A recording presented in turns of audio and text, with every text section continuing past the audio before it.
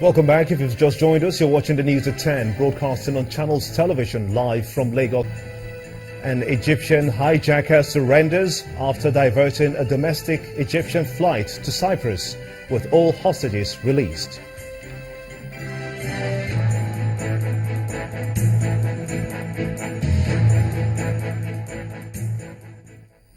Do remember that all our top stories can be found on our website. It's channelstv.com. And on youtube.com/channelsweb. Do visit m.channelstv.com to view us live on your mobile device. You can also download the Channels TV app for Android, iOS and Windows phones from their respective stores. When you're done downloading, we do urge you to please interact with the Channels Eyewitness feature on our Android, our iOS and Windows platforms. If you've got pictures or videos you'd like to share with us, simply tap on the Channels TV app on your device, swipe to reveal the Eyewitness menu and follow the instructions. And here are some pictures you sent into our Eyewitness portal. And we begin with this photo from Badagry area in Lagos State. It shows this rickety vehicle moving along the Lagos-Badagry highway. Our Eyewitness reporter calls on the state authorities to prohibit such acts. And staying in Lagos is this photo showing a commercial bus driver drinking while driving. It was sent in from Ilikweju area.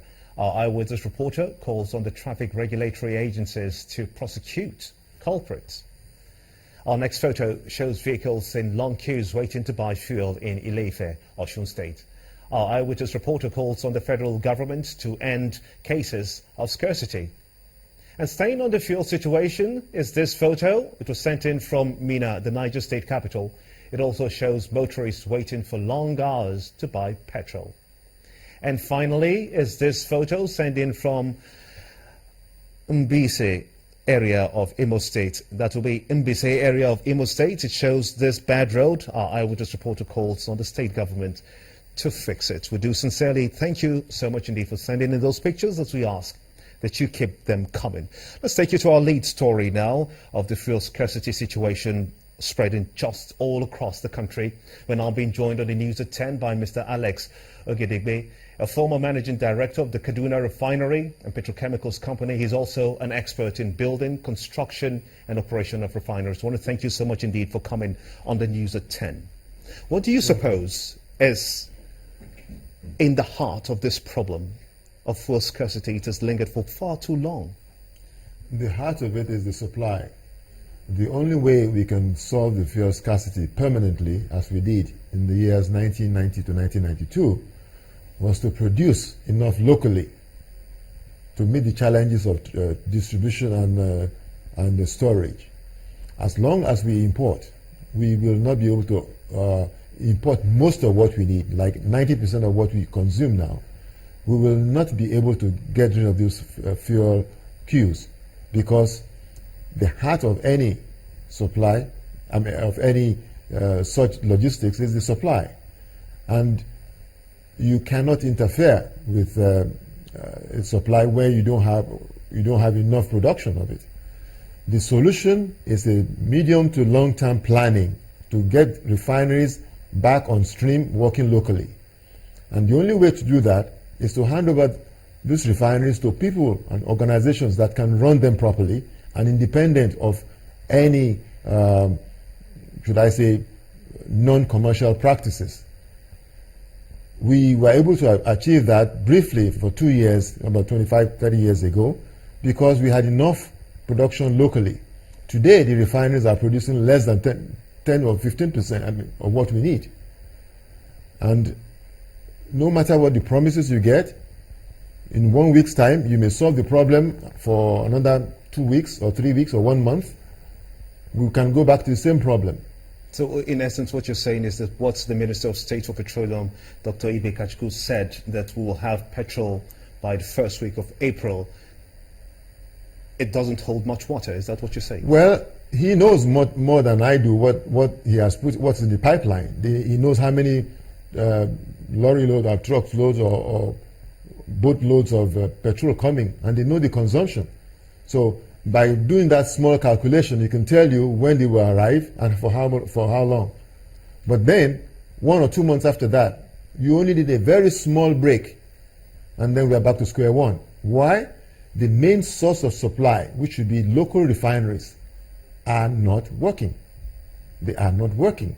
And until you have a situation where they are run by organizations who know what they're doing, who are properly funded, who are independent of any bureaucracy, we will not get out of it. What's the next thing for us as a country, Nigeria, to do? Do you suggest that we go the way of privatization? Yes. In fact, when I say privatization, it's been well defined. We have examples of success in that area. Eleme Petrochemical was 100% owned by the government through NNPC. It ran for 15 years at 25% capacity, much below its capacity. And after it was sold, within 1 year, it went from 25% to 100% and was making profit over 19-20 billion naira per annum, profit after tax. This can happen in the refineries within 12 to 18 months in each of those refineries, if the same thing that was done for Eleme Petrochemical is done for each of those refineries. That is the solution to the problem. 4 years ago, a task force sent up by the federal government, we spent 3 months looking at this problem, looking at the source, the reasons for all of it, analyzing all the refineries in the country. A program was prepared to get self-sufficiency in 4 years, but that program didn't even take off. So you imagine a situation, I tell you, if the government privatizes, I'm talking about 75% sold to private ownership, people who are experienced, companies that are experienced, local and foreign, in the business of refining with the appropriate capital, the problems will be solved within 18 to 24 months. Not only that, this government and subsequent governments will be saved the embarrassment of having the minister coming to explain why they are accused. Is there any minister explaining today why they are accused for flight shortages in airlines, or your phone not working? Instead of going to the minister of communications, they will go to MTN or Glo.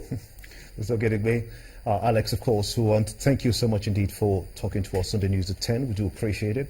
At some other forum, we'll have some more time to discuss this. It's a pleasure. I hope that this will happen in the next 2 years. Many thanks indeed. The House of Representatives is to take what it calls an informed decision on the viability of the automated speed limit device policy, which is to commence on April the 1st.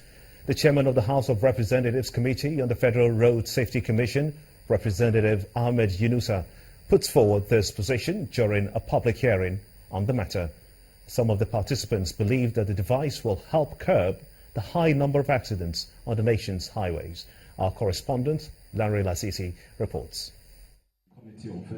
Officials of the Federal Road Safety Commission with other participants at a one-day public hearing on the proposed automated speed limit technology for vehicles. They're here before members of the House of Representatives Committee on the Federal Road Safety Commission, which has been mandated by the House to look into some of the concerns raised on the matter. The necessity or otherwise of any technology imported for use on our road must be backed with empirical evidence on their necessity and usefulness, and to be sure that at this period of dwindling revenue, monies are not wasted unnecessarily on equipment not needed. Declaring the hearing open, the Deputy Chief Whip of the House, who is representing the Speaker of the House, also points out another concern. We are reliably informed that Nigerians may be made to pay about 36,000 naira for this device. This is taxation by other means and may not be introduced by mere regulations. The National Assembly will continue to protect Nigerian citizens from undue economic burdens. The Corps Marshal of the Commission sought to address some of the concerns raised. We have seen from our own data that 3 countries we find them to have this heavy vehicle speed limit legislation. We are talking about cutting down the speed in commercial vehicles now. We need to save the lives we are talking about. And on the issue of number plates were changed in 2011. And today, I want to tell you we have a national database today for vehicle registration, for driver's licenses and offenders records. Other participants were invited to state their positions on the matter. And when you talk about 36,000 per vehicle, at the time we did it was 57,000 per vehicle. So it's not even about it, but what we're looking at, 36,000 and the life of somebody. And come to first, one of the commonest vehicles you use for transportation is the Toyota Hiace. A unit is 8 million. You carry 14 passengers, and you spend another 36,000. That's what I hear is on now. To safeguard the lives of 14 passengers. You think it's exploitation? So I think these are the issues. After hearing from other participants, the committee says it will put together its report and submit to the House. Its recommendations are expected to guide the House of Representatives as it seeks to take a position on the speed limiter policy. Lanre Lasese, Channels Television News. You're watching the news at 10 from our headquarters here in Lagos, Nigeria. Let's quickly shift gears now and take you to the nation's capital in Abuja, where Linda Akiwe is standing by to take us through some of the stories coming from your end. Linda. Hello, Gimba. Good to see you and welcome to the nation's capital. Now, the Nigerian Army says its officer, Colonel Sumaila Inusa, who was kidnapped in Kaduna on Sunday, has been found dead around Ajeta village in Kaduna State. In a statement by Acting Director, Army Public Relations, Colonel Sani Usman, the Army explains that Colonel Inusa's body was found this evening at about 6 p.m., adding that preliminary investigation revealed that the senior officer might have been killed the day he was kidnapped. According to the statement, while arrangements are in progress to move the body to 44 Nigerian Army Reference Hospital, Kaduna, the Army has vowed to ensure that whoever is behind his abduction and murder would be fished out and made to face the full wrath of the law. The Army had yesterday announced a reward of 1 million naira for information about the whereabouts of a late officer. Colonel Inusa was abducted in his Mercedes-Benz car by gunmen around Kamazu along Kaduna Refinery Road in Chikun local government area of the state. Meanwhile, the Nigerian Army has continued its operations to clear Boko Haram strongholds in the northeast, the latest being Alagano, a village in Borno State, notorious as the group's spiritual headquarters.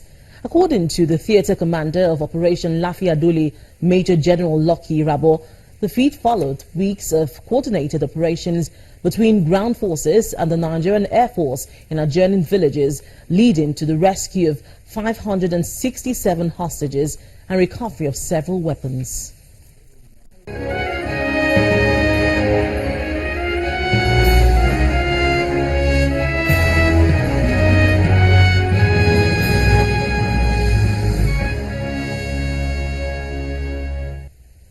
Now, still on security matters, the co-convener of the Bring Back Our Girls group, Aisha Yusufu, has described as unacceptable the non-involvement of the parents of the abducted Chibok girls in the identification of a suspected suicide bomber in Cameroon. Speaking with Channels Television in Abuja, Yusufu says proper handling of the matter may give a hint on the whereabouts of over 200 girls abducted 2 years ago. She also described as unfortunate the announcement by the federal government that the parents are to be sponsored by a foundation.